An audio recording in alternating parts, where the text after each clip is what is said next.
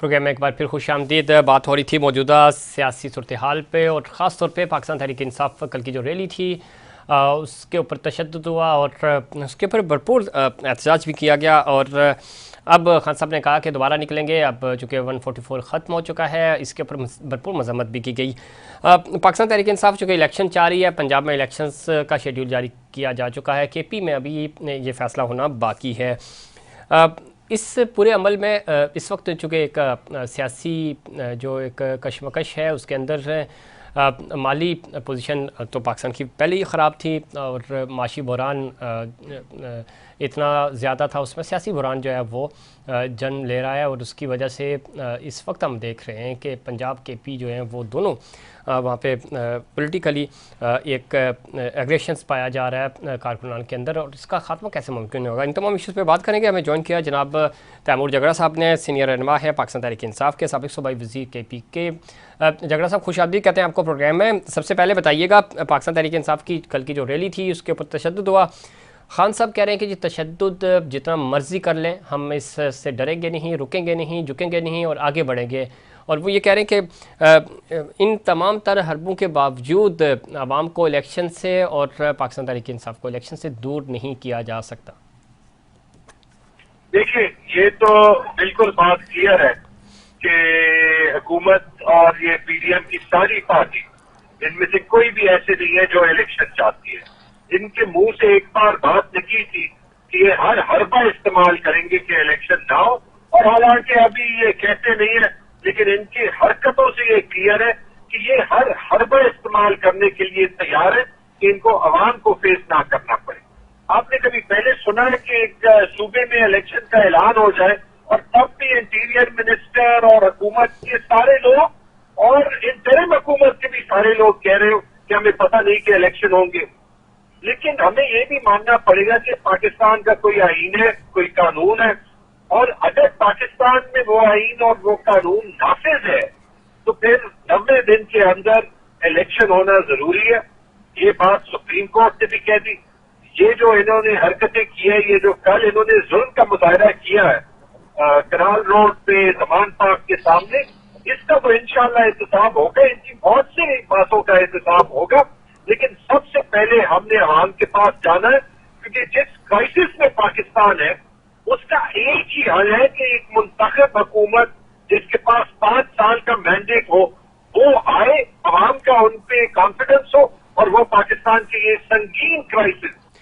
ठीक है, लेकिन इस सारे अमल में हम देख रहे हैं कि डिले टैक्टिक्स खेला जा रहा है। हुकूमत चाहे निगरान हुकूमत हो या वफाकी हुकूमत हो, इलेक्शंस कराने के मोड में नज़र नहीं आ रहे। आपको लगता है कि ख़ास तौर पे चूँकि पंजाब में तो शेड्यूल है, उसके बावजूद इस तरह के हथकंडे इस्तेमाल किए जा रहे हैं कि किसी तरह इलेक्शन जो हैं वो अपनी तारीख पे ना हो सकें? KP में अभी तक तारीख ही नहीं दी गई। इस हवाले से क्या कहेंगे? आपको लगता है कि वाकई में डिले टैक्टिक्स से काम लिया जा रहा है? इसमें कोई शक है कि वो डिले टैक्टिक्स कर रहे हैं? अगर इनकी बस में हो तो ये इलेक्शन हो ही ना, क्योंकि ये वो लोग हैं जिन्होंने सिर्फ अपनी खानदानों की सियासत करके, मौरूसी सियासत करके, सिर्फ जो ये पाकिस्तान से ले सकते हैं, 75 साल इन्होंने इस मुल्क का खून चूसा है। लेकिन देखिए, इलेक्शन तो होंगे। आपने पंजाब की बात की, वहां भी बात क्लियर है कि इलेक्शन होंगे। आपने खैबर पख्तूनख्वा की बात की। आज हमने खैबर पख्तूनख्वा के सबसे सीनियर वकील काजी अनवर साहब के थ्रू गवर्नर खैबर पख्तूनख्वा को लीगल नोटिस भी भेजा है कि अगर जो है वो नोटिस के वसूल के 6 घंटों के अंदर उन्होंने सुप्रीम कोर्ट के अहकाम पे अमल ना किया तो हम हर किस्म की लीगल और कॉन्स्टिट्यूशनल कार्रवाई करेंगे। हम सुप्रीम कोर्ट कंटेम्प्ट के लिए भी जाएंगे और हम गवर्नर पे कंप्लेंट आर्टिकल 6 की भी करेंगे, क्योंकि जो सुप्रीम कोर्ट का फैसला था उस फैसले में ऑलरेडी लिख चुके हैं कि गवर्नर खैबर पख्तूनख्वा हाजी गुलाम अली अपनी आईनी ड्यूटीज की खिलाफ वर्जी कर चुके हैं, यानी आईन को तोड़ चुके हैं। और 2 बातें जो है वो बिल्कुल बुरी मुल्क है। पाकिस्तान की आईन की बुनियाद ही जमहूरियत है, और अगर पाकिस्तान का आईन इन्फोर्स है, अगर यहाँ पे डिक्टेटरशिप नहीं है, तो फिर कोई भी नॉन डेमोक्रेटिक गवर्नमेंट यहाँ पे आईनी मैंडेट से बढ़ के नहीं रह सकती। और वो आईनी मैंडेट टेकर गवर्नमेंट का सिर्फ 90 दिन का होता। पहली चीज तो ये क्लियर हो, और दूसरी चीज ये भी क्लियर हो, चाहे वो गवर्नर हो, खैबर पख्तूनख्वा में, पंजाब में वफाकी हुकूमत के नुमाइंदे हो, ब्यूरोक्रेसी हो, इलेक्शन कमीशन के लोग हो, अगर लोग विलफुली जानबूझ के आइन की खिलाफ वर्जी करें तो आज नहीं तो कल तो उसकी कीमत देनी पड़ेगी ना, क्योंकि कहीं ना कहीं तो हमें इस मुल्क को जमहूरियत की पटरी पे ले जाना है। तो कोई शक नहीं है कि इलेक्शन होगा, और मैं सबको रिक्वेस्ट करता हूं कि हम सब अपना ना सोचें, पाकिस्तान का सोचें और पाकिस्तान में जमहूरियत को स्ट्रेंथन करें। ठीक है, जमहूरियत की मजबूती का सोचना चाहिए और मुल्क के वसी तर मफाद की बात कर रहे हैं आप, लेकिन दूसरी तरफ आज मरियम भी फरमा रही थी कि तराजू के दोनों पलड़े बराबर होने चाहिए, और इंसाफ का तकाजा ये है कि चूँकि ज़्यादती हुई है नवाज शरीफ साहब के साथ, और जब तक ऐसी सज़ाएँ खान साहब को नहीं मिलेंगी तब तक ये जो तराजू के पलड़े हैं वो बराबर नहीं होंगे। समझते हैं कि तराजू जो दोनों पलड़े हैं वो बराबर नहीं है, और लेवल प्लेइंग फील्ड की बातें हो रही हैं, ऐसा कोई माहौल बनता हुआ नज़र आ रहा है आपको? बिल्कुल, तराजू के दो जो साइड हैं वो बराबर होने चाहिए, लेकिन उनके बराबर होने में जैसे कुछ लोगों ने कहा अभी बहुत कुछ बाकी है, ये बहुत से लोगों ने भी कहा सबसे, और जो तराजू के दोनों साइड बराबर होने की बात है वो काम इमरान खान कर नहीं सकते। 80 की दिहाई से शुरू हो और क्रिस्टीना लैम और एमा डंकन की किताबें पढ़े और उसमें नवाज शरीफ की करप्शन की कहानियां सुने। 90 की दिहाई में जो BMW की बातें जो वो जर्नेलों को बेच रहे थे, और जो मोटरवे इस्लामाबाद लाहौर मोटरवे के कमीशन बना के जो रिपोर्टेडली उन्होंने हेवन फील्ड अपार्टमेंट्स ओरिजिनली लिए, उसका हिसाब कौन देगा? उसके बाद वाहिद प्राइम मिनिस्टर हैं जिनको डिपोज करके उन पे हाईजैकिंग का केस किया गया, 10 साल का मुआहदा करके मुल्क से भाग गए, ये एनआरओ किसी और को नहीं मिला। उसके बाद दोबारा आके भी दोबारा प्राइम मिनिस्टर बने, और उसके बाद दोबारा भी वो जो है जब वो डिपोज हुए तो वाहिद प्राइम मिनिस्टर हैं जिनके प्लेटलेट्स कम हुए और वो 50 रुपए के स्टैम्प पेपर पे भाग गए, और उसके बाद पाकिस्तान में किसी ने उनकी शक्ल नहीं देखी। इमरान खान तो जबान पाक से भी नहीं निकले, सबके सामने अदालत में भी गए, यही तो फर्क है। इमरान खान अपनी सुपर स्टारडम के क्रिकेट वर्ल्ड कप जीतने के पैसे पाकिस्तान में लाए, और यहाँ पे अरबों रुपए नहीं अरबों डॉलर बाहर गए, और जो पैसे वापस आए हैं, जैसे कि रमजान शुगर मिल में जो मनी लॉन्ड्रिंग का केस था, प्राइम मिनिस्टर शहबाज शरीफ साहब पे, उनके दोनों बेटों पे, क्या करिश्मा है कि जब से वो प्राइम मिनिस्टर बन गए वो 16 अरब रुपए की करप्शन हलाल होगी। तो मेरे ख्याल में अगर ये सब कुछ आप हिसाब लगा ले तो तराजू के दोनों साइड हलाल हो नहीं सकते, लेकिन मेरे ख्याल में टाइम आ गया जब पाकिस्तान की नौजवान नस्ल अभी उठ खड़ी हुई है कि वो इस पुराने पाकिस्तान में नहीं जीना चाहते, जहाँ पे हमारे वर्कर्स जो हैं वो पंजाब पुलिस की गिरफ्त में आके कत्ल हो जाए, जहाँ पे मुल्क के सबसे पॉपुलर लीडर को अपनी इलेक्शन कैंपेन रन करने का मौका ना मिले, और उनपे 78 एफआईआर इस फिगर के साथ एक ही चीज मुकाबला कर सकता है, और वो है इनके कैबिनेट का साइज। लेकिन बड़ा करीब मुकाबला है, एक तरफ 85 लोगों की कैबिनेट है जो एक तारीखी कैबिनेट है, और एक जो मुल्क के बड़े बड़े मुजरिमों पे नहीं होगा, जो इस मुल्क के सबसे पॉपुलर वजीर आजम है तारीख के इमरान खान, उन पे इन्होंने 78 एफआईआर कर। ठीक, इसमें तैमूर साहब किस तरह देखते हैं, खासतौर पे तनकीद का निशाना बनाया जा रहा है, तमाम ही इदारों के ऊपर तनकीद ज़ाहिर नहीं होनी चाहिए, और इस तरह की अगर इक़दाम होंगे, तनकीद होगी तो ज़ाहिर है ये पाकिस्तान के लिए और आप तमाम स्टेक होल्डर्स के लिए भी कोई अच्छी बात नहीं है। किस तरह देखते हैं, बार बार ख़ास तौर पे मरियम बीबी की तरफ से भी तनकीद का निशाना बनाया जा रहा है इदारों को? आपने खुद ही सब कुछ कह दिया, मैं इसमें क्या ऐड कर, मैं ये जरूर कह दूंगा कि जरा सोचिए मरियम की क्वालिफिकेशन क्या है कि वो ये बात करे। मरियम ने अपनी जिंदगी में क्या क्या है, अचीव क्या किया है, कोई वो प्रोफेशनल है, उनका कोई प्रोफेशनल करियर है, उन्होंने कोई सियासी पार्टी बनाई है, उन्होंने कोई मेहनत करके कोई बिजनेस किया है। मैं तो अगर पीएमएलएन का सीनियर लीडर होता तो आज शर्म से डूब मरता कि मैं 30-40 साल इस पार्टी के साथ मुंसलिक क्यों हुआ हूं, कि सिर्फ इसलिए कि मरियम नवाज शरीफ का दूसरा और तीसरा नाम नवाज और शरीफ है, वो पार्टी के सीनियर ऑर्गेनाइजर बन जाए। और इतने इतने सीनियर सियासतदान या क्वालिफाइड सियासतदान जो मुस्लिम लीग का हिस्सा है, उनको जो है उनको जी जरूर कहना पड़े। तो इनकी हैसियत क्या है? जिन लोगों को सिल्वर प्लेटर पे जिंदगी मिल जाए ना, तो फिर वो हर किस्म की बात करते हैं। और अगर पाकिस्तान का आज ये हाल है जो है, तो इसलिए कि हमने पाकिस्तान में इन लोगों की बादशाहत को 75 साल कबूल किया। आज जो चैलेंज इमरान खान को दरपेश है, वो इसलिए दरपेश है कि इमरान खान ने इस बादशाहत और इस फिरौनियत के अगेंस्ट आवाज उठाई है, 26 साल उठाई है। इमरान खान किसी सियासी खानदान से ना मुंसलिक थे, और ना जब इमरान खान का सियासी करियर खत्म होगा तो उनके बेटों के साथ उनकी पार्टी जाएगी। इमरान खान की जदोजहद आपके लिए, मेरे लिए, आम पाकिस्तानी के लिए वो है। तो इसलिए तो ये जो सिस्टम है जिसने 75 साल पाकिस्तान को चूसा है, ये रिएक्ट करेगा ना। लेकिन मेरे ख्याल में पाकिस्तान की तकदीर बदलने का टाइम आ गया, और इंशाअल्लाह अगर हम सब इमरान खान के साथ खड़े होंगे, अपने लिए सिर्फ इमरान खान के लिए नहीं, तो इंशाअल्लाह पाकिस्तान की तकदीर बदलेगी। यहाँ पे बहुत टैलेंट है, इस मुल्क का बहुत पोटेंशियल है, लेकिन वो मरियम नवाज, बिलावल भुट्टो और मौलाना फजल रहमान के खानदानों के थ्रू नहीं अचीव। बहुत शुक्रिया तैमूर जगड़ा साहब, आप बता रहे थे पाकिस्तान तहरीक इंसाफ का पॉइंट ऑफ व्यू बता रहे थे, और इस वक्त जो तशद्दुद किया जा रहा है और जो मुकदमात बनाए जा रहे हैं उसके हवाले से आपने अपडेट किया। बहुत शुक्रिया, आपने प्रोग्राम में वक्त हमें ज्वाइन किया। जना मोहतरमा ज़मीना मतलूब साहिबा ने, सीनियर रहनुमा पाकिस्तान मुस्लिम लीग नून MNA हैं। डॉक्टर साहबा खुश आमदीद कहते हैं आपको प्रोग्राम में। मेरी तरफ से भी सबको अस्सलाम वालेकुम जी। डॉक्टर साहबा किस तरह देखती हैं, एक इस वक्त हम देख रहे हैं कि सियासी इंतहा पसंदी ज़ाहिर बढ़ती जा रही है। कल जो लाहौर में हुआ वो किसी भी तौर पे काबिल कबूल नहीं है।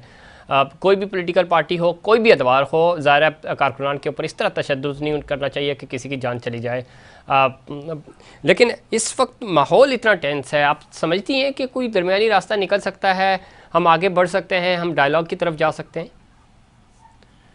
डॉक्टर साहब बिस्मिल्लाहिर्रहमानिर्रहीम। कल लाहौर में जो हुआ वो नहीं होना चाहिए था, इसे कोई भी पसंद नहीं कर रहा, लेकिन वो हुआ किस वजह से। अब आप ये देखें, आप 144 में आप अपनी उस पे निकल रहे हैं एक एजुटेशन पे। ये कोई वो वॉक नहीं थी, ये आपकी रैली नहीं थी, ये कोई पॉलिटिकल रैली नहीं थी। आप रैली इंतशार फैलाने के लिए निकाल रहे थे, और फिर आपने नोट किया उनके पास कितने बड़े बड़े डंडे थे। क्या रैलियां ऐसे निकलती हैं? ये हमें अपना मुल्क को इंतशार में डालने का क्या मतलब है? और वो डंडे बरदार लोगों ने जब पुलिस पे हमलावर हुए हैं तो फिर उन्हें जवाब देना पड़ा। बाकी जो एक कारकुन शहीद हुआ उसका दिली अफसोस है, उसके वालिदैन के साथ हमें हमदर्दी भी है, लेकिन उसकी प्रॉपर इन्वेस्टिगेशन होनी चाहिए, क्योंकि अंदर से पता चलेगा कि इसकी कॉज ऑफ डेथ क्या बनी और ये किसके जिम्मा आती है। और क्योंकि उसको सीवियर हेड इंजरी हुई है, वो इनके डरा बरादरान की वजह से हुई है। ये कोई शेलिंग से उसका सर इंजरी हुआ, ये इनके अपने ही लोगों ने उस पर हमला किया है। ये इंतशार जो फैलाते हैं वो पहले ये सोच के फैलाते हैं कि हमने 1-2 लाशें गिरानी है, ताकि ये जो जंगो जदल की एक लाकानूनियत की फजा है वो बढ़ जाए और आउट ऑफ कंट्रोल हो। क्या हमारा इस वक्त मुल्क की सिचुएशन ऐसी है, हम मुतहम्मल नहीं हो सकते। इन्हें मैं फिर बार बार यही कहूंगी, एक टेबल पे बैठे बगैर गुजारा नहीं होगा। एक टेबल पे बैठे और बार डॉक्टर साहब आप अच्छी बात कर रही हैं, एक टेबल पे बैठना चाहिए, लेकिन एक टेबल पे कैसे बैठेंगे? आज खान साहब ये कह रहे थे कि मैं सियासतदानों के साथ बैठने को तैयार हूं, लेकिन चोरों के साथ नहीं बैठ सकता। तो खान अब चोर जो है वो चोरों के साथ नहीं बैठ रहा, कमाल वाली बात है। तो फिर मैं ना मानू वाली बात है ना। तो फिर कैसे एक टेबल पे बैठेंगे? हम जितना मर्जी कहते रहें जब एक बंदा अपनी जिद पे कायम है और उसने सोच लिया कि मैंने इंतशार फैलाना, वो इंतशार फैला रहा है, कंटिन्यूसली फैला रहा है। देखिए, अपनी हुकूमत को उसने इंतशार फैलाने के लिए खत्म किया पंजाब और केपी में, वरना कोई वजह नहीं थी इनकी अपनी ठीक है, जातीय लेकिन हुकूमत डॉक्टर साहब दूसरी तरफ की हुकूमत नहीं थी। डॉक्टर साहब ये दूसरी इंतशार सिर्फ इसलिए फैलाना चाहते हैं कि मुआशी इंतशार भी फैला रहे।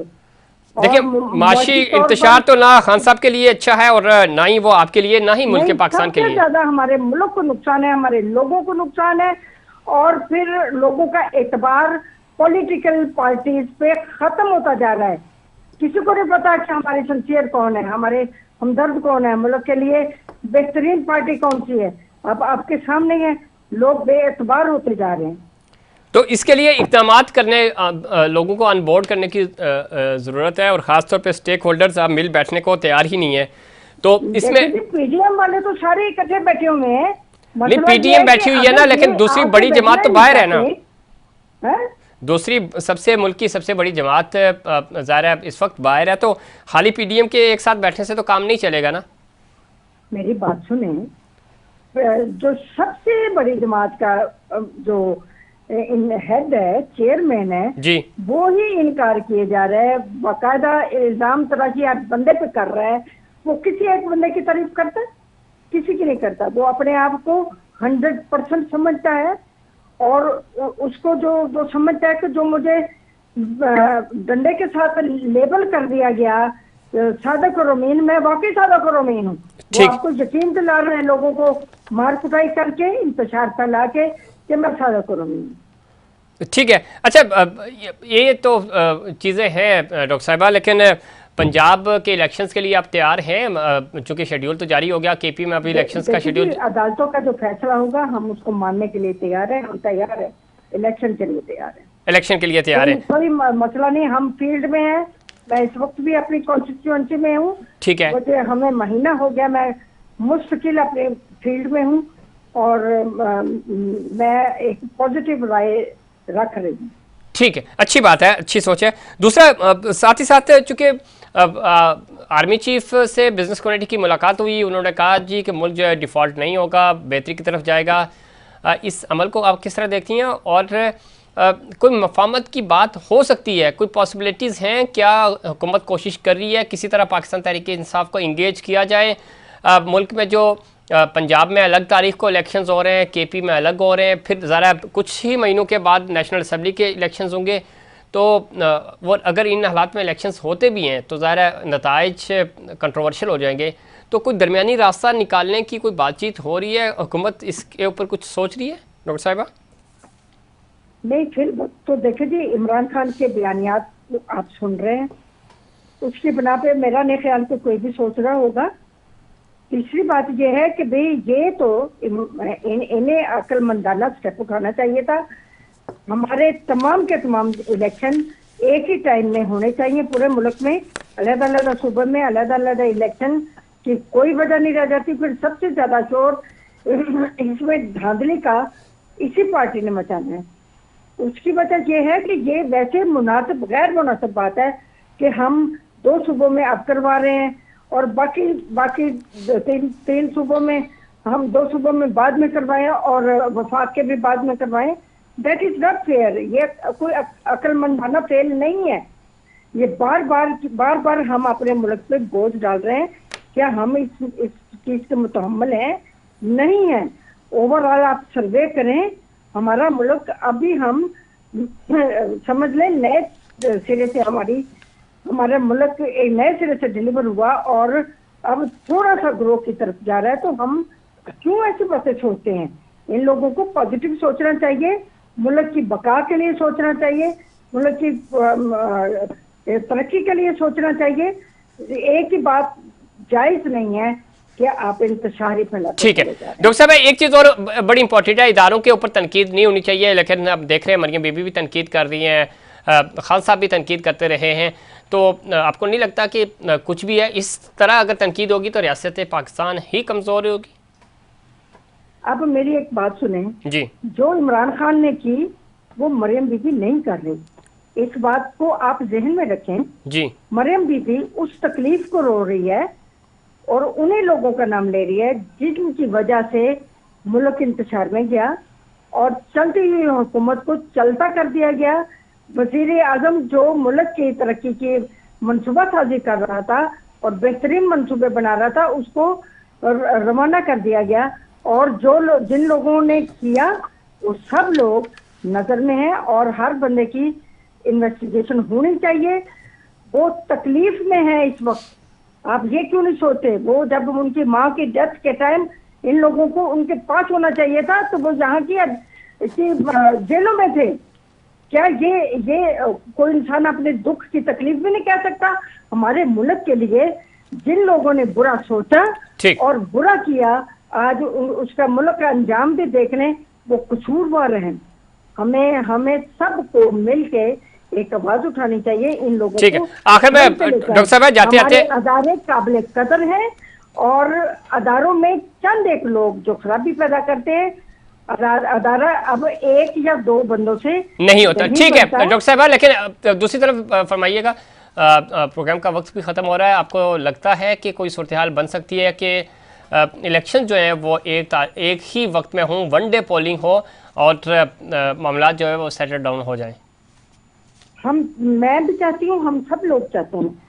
अब अगर एक जिसको आप सबसे बड़ी पार्टी कह रहे हैं जी वो ना चाहे तो फिर तो कुछ भी नहीं हो सकता ना, क्योंकि इसमें भी सरासर इनका अपना नुकसान है। इन्हें अपना फायदा सोचना चाहिए। ये सब के साथ अपने अंदर सियासत में अपने दरवाजे, अपने दिल कभी भी बंद नहीं होने चाहिए। हमें हर वक्त कॉम्प्रोमाइजिंग और टेबल पे बैठने की जरूरत पेश आती है और हमें अपने आप को तैयार रखना चाहिए। ठीक है, बहुत शुक्रिया डॉक्टर समीना मतलूब साहब। आप बता रही थी कि इस वक्त मफाहमत की ज़रूरत है और तमाम तर स्टेक होल्डर्स को मिल बैठने की और एक टेबल पर बैठने की ज़रूरत है। और इसमें कोई शक नहीं, मुल्क पाकिस्तान किसी भी किस्म के इंतशार का मुतहम्मिल नहीं हो सकता। हमारी इकॉनमी ऐसी नहीं है और हालात भी इस तरह के बिल्कुल भी नहीं है।